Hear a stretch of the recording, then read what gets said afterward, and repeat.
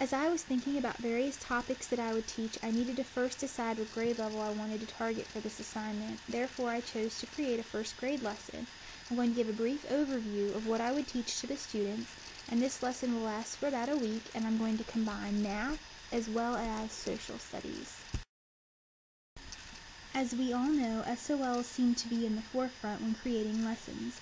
During this presentation, I'll be covering the Virginia SOLs of math and history. In math, I'm going to be covering measurement, specifically coins, nickels, dimes, pennies, and quarters, and in history I will cover George Washington and Abraham Lincoln. Due to the amount of material students are required to be taught and the time in which a teacher has, the teacher can combine or integrate lessons. For example, in my lesson, I'm going to be combining a math lesson with a history lesson. The students will be able to gain a greater knowledge of different topics while also saving time.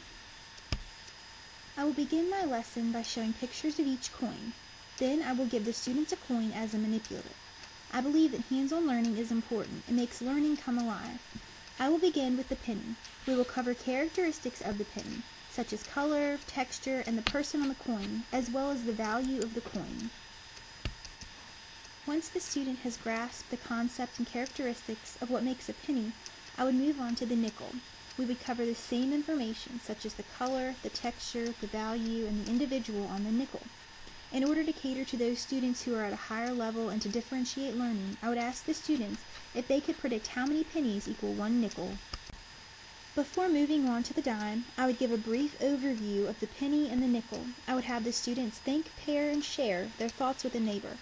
They would share information about each coin, and then I would talk about the dime. We're going to share the characteristics such as the value, the color, the texture, and the individual whose face is on the coin as well. Finally, we would talk about the quarter and discuss the characteristics. I would be sure that each student had a penny, nickel, dime, and quarter.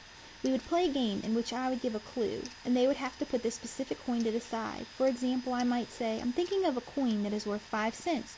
Which coin am I thinking of? The students should know that this is a nickel and place it to the side of their desk. Once the students grasped the characteristics of each coin and knew their value, I would have them work in small groups and count to see how much money they had. For example, I might say, if you have 3 nickels, how much money do you have? In order to differentiate learning, I would give the higher level students problems such as, if you have 2 dimes, 1 nickel, and 3 pennies, how much do you have all together? I want to teach the students that there are different ways to show the same amount of money. For example, I will start with the nickel and show the students that there are 2 ways to show 5 cents. You could either use 1 nickel or you could use 5 pennies. I want to begin with simple amounts and then get to more challenging problems. Next, I would move on to the dime. I would show the different ways to make 1 dime or 10 cents. For example, you could use 2 nickels, 1 nickel and 5 pennies, or 10 pennies. Then I would give the students the opportunity to use coins and show their own way they can make 10 cents, and this would be an interactive hands-on activity. And last but certainly not least, I would show the different ways to make 25 cents. You could use 1 quarter, or you could use 2 dimes and 1 nickel, or 1 dime and 3 nickels, or 5 nickels, or 25 pennies. This might be easier for the higher level students to grasp, but I would work with all of the students in order to reach this point.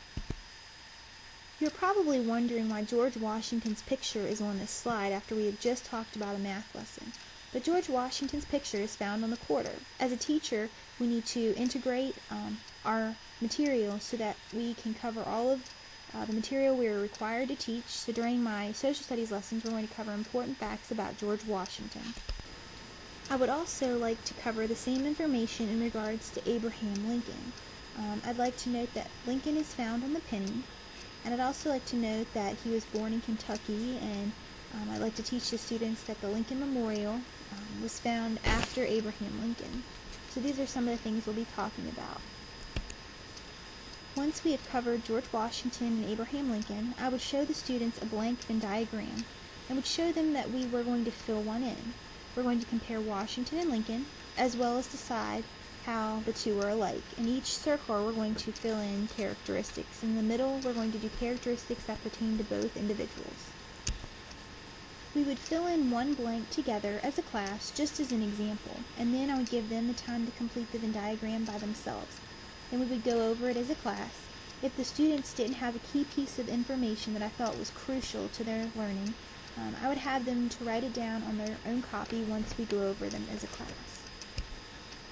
As a way to review the material that was covered, or any material for that matter, it's so easy to create a fun game that the kids will love. This game is Jeopardy, and there are various templates that you can use in order to create one for your students. You can use a Jeopardy game for any subject. That doesn't just have to be for history or math. If I were to create a Jeopardy game from this lesson, I would create a title, maybe something like All About Coins, or How Well Do You Know Washington and Lincoln? Some of my categories might be Our First President or All About Lincoln. Kids love this game because it's interactive, engaging, and it makes learning fun, and it's just a great tool. As a way to assess the students' knowledge and how much they have learned about Washington and Lincoln, I'm going to have them pick either Washington or Lincoln, and they're going to write at least 2 complete sentences telling me something that they learned about them, individual. Then they'll draw a picture to support their writing, and this will show me which parts of the lesson I need to teach again, and maybe in a different format or style. I believe that the classroom should have a special place for students' work to be shared. A student's work should be acknowledged, and by having work posted, a student feels ownership and a classroom of community of learners is fostered. I would like to hang up the students' work that they did on their favorite president. Thank you for taking the time to watch my presentation. I hope that you will try to integrate lessons into your classroom to maximize the students' learning. It may take some time to do so, but in the end, it will be well worth it, and your students will have learned a great knowledge of information.